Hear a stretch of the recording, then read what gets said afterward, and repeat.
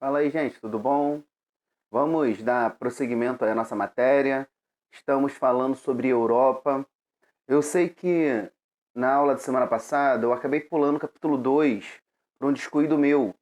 Agora a gente vai voltar nesse capítulo 2 para completar aí o 1, 2 e 3, que eu tinha feito o 1 e o 3, faltando o 2. Agora a gente vai falar sobre o capítulo 2, que tem como título Aspectos Demográficos. A Europa e seus aspectos demográficos. O que temos que começar a entender a respeito da Europa? Vimos aí, ao longo das aulas, que a Europa não é um continente gigantesco. Ele, geograficamente, nem é continente, ele é uma península da Ásia. Ele é considerado um continente pelo seu aspecto histórico e cultural. Porém, por conta de tudo que aconteceu na Europa aí durante a história, principalmente as revoluções industriais, as grandes navegações, fez desse espaço europeu um lugar extremamente povoado. Ele é um continente no que se diz respeito a quilômetros, população por quilômetro quadrado, ele possui um grande número de pessoas por quilômetro quadrado, fazendo dele aí um continente, podemos dizer, povoado, lembrando a diferença de povoado para, para populoso. Então, quando eu cito o termo povoado, significa que ele tem bastante pessoas em seu aspecto territorial. Ou seja, as pessoas estão bem distribuídas dentro do território, então dizemos que é um território povoado. Populoso é bastante pessoas por quilômetro quadrado. Então, a Europa é povoada e populosa. Temos o gráfico aí na página 190 que nos ilustra muito bem esse aspecto. Por exemplo, temos aí uma Alemanha com mais de 82 milhões de pessoas, com mais ou menos 230 pessoas por quilômetro quadrado. Porém, o crescimento dessa população é negativo. Significa que as mulheres estão, em média, né? As mulheres estão tendo, média, menos de um filho por mulher alemã, o que está fazendo um crescimento negativo. Aí vamos ter a Bélgica, cerca de mais de 10 milhões de habitantes por quilômetro quadrado, o que vai dar um número de 350 pessoas por quilômetro quadrado, em uma área total de mais de 10 milhões de metros, ou melhor, mais de 10 milhões de pessoas distribuídas no seu território, que dá aí a média de 350 habitantes por quilômetro quadrado. E um crescimento de 0,5, ou seja, um crescimento muito pouco, menos de um filho por mulher. E a França? Seguimos aí, ó, com média de 114 pessoas por quilômetro quadrado. Toda vez que passa de 100 habitantes por quilômetro quadrado, dizemos que essa área é densamente povoada, ou seja, extremamente povoada. E assim vai. Para não falar que são todos os países, temos a Rússia, né, o maior país do planeta, que tem a média de 8 habitantes por quilômetro quadrado. Porém, seu crescimento também é negativo. Mas vamos lembrar, gente, que grande parte do território russo está aí nas partes frias, o que faz eles terem essa realidade. Seguindo aí nosso texto, vamos ter o que chamamos de estrutura etária. Primeira coisa que temos que saber quando fala sobre estrutura etária é os termos natalidade e mortalidade. Natalidade diz respeito ao número de nascidos vivos por mulher. Então temos aí a natalidade. A mortalidade é a média de mortes por ano naquele né, naquele território. E o termo crescimento vegetativo diz respeito ao crescimento da população. Se é um crescimento positivo, negativo, a quantidade que está crescendo e assim vai. Ao você analisar a pirâmide etária, que é essa imagem que temos aí de um país europeu, lembrando que a pirâmide etária ele mostra o perfil de uma população. De um lado vamos ter os homens, do outro lado vamos ter as mulheres, os mais novos ficam abaixo, os mais idosos ficam acima.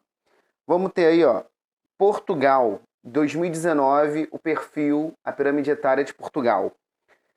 Você pode perceber que as faixas etárias estão aí de 4 em 4 anos. 0 a 4, de 5 a 9, de 10 a 14 e assim vai. Os países europeus têm essa característica de pirâmide etária. Uma base muito estreita e um número aí de adultos indo para idosos muito grande.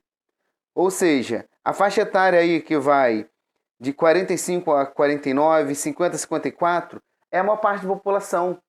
Por isso dizemos que a estrutura etária da Europa é uma estrutura etária de um país idoso, onde a maior parte da sua população é composta por idosos. Se você comparar isso a um país subdesenvolvido, temos aí uma pirâmide etária da Índia para comparar. Normalmente os países subdesenvolvidos têm essas características, que é uma base larga e vai estreitando conforme a idade vai passando. Então temos aí bastante crianças e jovens, adultos, depois vai chegando aí dos 25 anos em diante, já começa a cair de uma maneira muito forte essa população, ou seja, nasce muito, mas também morre bastante, morre muitos muito novos, normalmente os países subdesenvolvidos, enquanto a idade aí, a expectativa de vida de um país rico é muito maior. Essa curiosidade aí da página 191 é bem interessante, porque em os países europeus o governo está ajudando financeiramente quem quer ter mais de um filho. Porque, como você pode perceber ali no lado, o crescimento populacional em alguns países europeus, como França, Alemanha, Portugal, é negativo. E isso pode gerar um impacto muito ruim para o futuro desse país. Porque o ideal é que cada casal tenha 2 filhos, que substituiria essas pessoas no mercado de trabalho, nos impostos, entre outras coisas. Diminuindo o número de filhos por mulher, no caso aí, às vezes menos de 1 filho por mulher em média, essa população tende a diminuir e sua oferta de trabalho, seus impostos, tudo tende a diminuir com isso. Então, o ideal seria exatamente uma pirâmide etária mais ou menos no padrão desde os jovens até os mais idosos. 92, ela começa falando aí, depois desses exercícios comentados, sobre a onda de desemprego que está assolando os países da Europa, que está gerando muita preocupação. Por quê? Por conta das grandes tecnologias, o investimento dessas empresas nessas tecnologias, está acontecendo o que chamamos de desemprego estrutural. Vocês podem até marcar isso aí no livro de vocês, que é quando o emprego deixa de existir para uma máquina substituir esse trabalhador. Então isso está gerando uma onda de desemprego, principalmente dos trabalhos mais básicos dentro da Europa. Porém, por outro lado, está gerando mais empregos de uma maneira especializada. Então, a Europa está passando por esse problema e é uma realidade.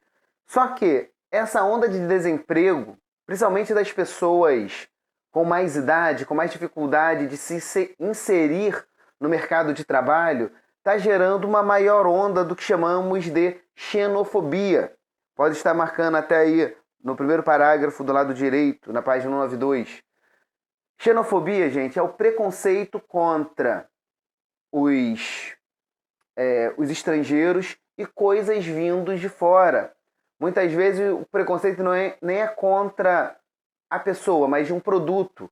Por exemplo, não vou usar um produto proveniente da Índia. Por quê? Porque veio da Índia. Então, isso também é xenofobia.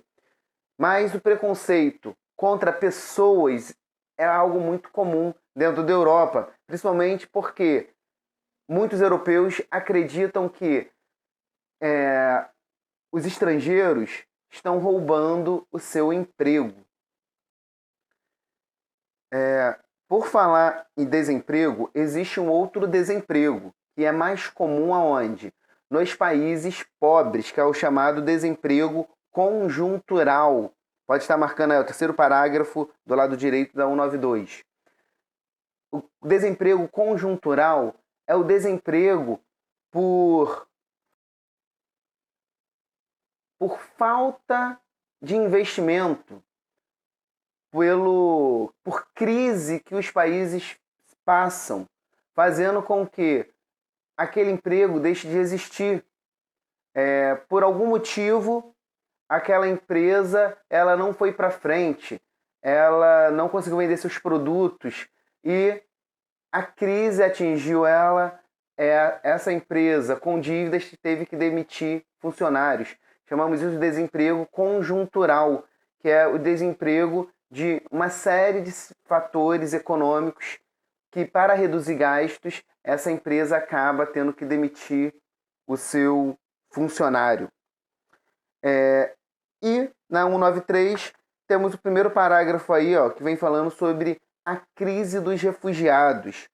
Fato é, galera, a Europa, por toda a dificuldade que possa estar passando, ainda é o continente mais rico que temos e a sua proximidade com a África, vamos lembrar que a Europa é separada da África pelo mar Mediterrâneo, faz com que centenas de refugiados, de pessoas fujam para a Europa para tentar uma nova vida, e isso mensalmente. E principalmente agora, com a crise na Líbia, com a guerra da Líbia, a ida de pessoas para a Europa se tornou algo muito mais comum, tanto que é chamado até de crise humanitária. Por quê? Os países europeus não querem mais aceitar esses refugiados, que alegam que os países não têm estrutura para assumir mais pessoas. Porém, os refugiados dizem passar necessidade e ter sua vida em risco caso não consiga se hospedar ali. Então, essa questão está se tornando aí um grande problema para os europeus. E é chamada aí da crise dos refugiados. E muitas vezes, gente, essa travessia do mar Mediterrâneo são com embarcações em péssimo estado, de uma maneira clandestina, botes, e muitos acabam morrendo para tentar a esperança de viver na Europa, de tentar ser aceito. Se eu não me engano, foi em 2015 ou 14, teve até uma criança, um bebê, foi símbolo, onde o bote que os pais estavam afundou, praticamente todo mundo morreu naquele bote. E essa criança, o seu corpo chegou até a praia, então chocou todo mundo com o que o ser humano passa para tentar melhorar de vida, para tentar ter uma vida um pouco mais digna. No lado direito vem falando aí sobre as principais rotas desses refugiados. Pelo mar Mediterrâneo, como eu falei, a rota do Mediterrâneo Ocidental também reúne refugiados africanos, falei. A rota do Meridiano Oriental é aquela que se faz ligação entre a Turquia e a Grécia, quando eles tentam passar pelo estreito que liga a Ásia com a África e tentam contornar ali pela Grécia. A Grécia também já falou que não tem condições de receber todo mundo, então é algo muito preocupante. Agricultura, falando aí sobre a agricultura, esse finalzinho aí da 193, a agricultura europeia, ela atende um pouco o mercado interno.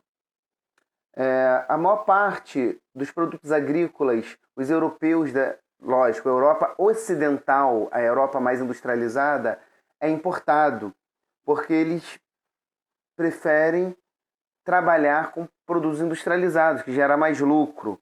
Então, essa agricultura é uma agricultura extremamente com tecnologia, extremamente voltada para a produtividade. Porém, não são tantos campos agrícolas assim, o que faz com que haja necessidade de importação. Aí vamos ter as definições de agricultura. A agricultura orgânica é aquela que não leva nenhum tipo de agrotóxico e nenhuma alteração genética. Alimentos transgênicos, muito utilizado na Europa, por exemplo, Estados Unidos, são alimentos geneticamente modificados. Suas sementes são modificadas em laboratório para produzir mais. Febre aftosa é uma doença altamente contagiosa que ataca os animais, o gado. A febre aftosa, não só o gado, né, também os suínos, caprinos, ovinos, ele causa um colapso no sistema nervoso do animal. E o ser humano, ao comer uma carne com esse problema, acaba pegando doenças por conta disso.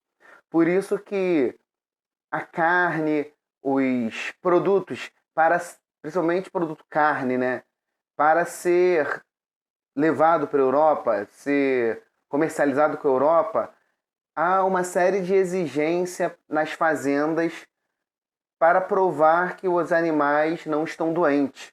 Então, eles levam muito a sério essa questão aí dos alimentos.